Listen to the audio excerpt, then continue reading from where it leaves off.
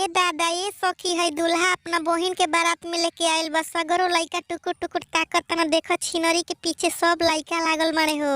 अरे हाला भइल गांव जवार में कि दूल्हा के बहिन भागल रहली है कोनो लइका के साथे फिर आइल बाड़ी। तनी गाड़ी गीत सुनावत दूल्हा के बड़ा पवित्र दूल्हा बनता।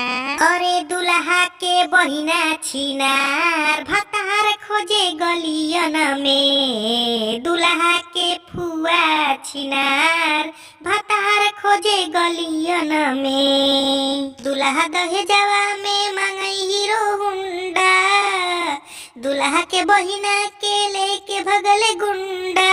दूल्हा के माई रसेदार भतार खोजे गलियन में। दूल्हा के दीदिया छिनार भतार खोजे गलियन में। अरे मड़ावा में दूल्हा बाराती लेके आइले। छिनरी बहिनिया अपन साथे ले आइले। देखे ले लइका कुंवार भतार खोजे गलियन में। अरे समधी के दीदिया छिनार भतार खोजे गलियन में। अरे दूल्हा तो मांगे ले सोना के सिकरिया।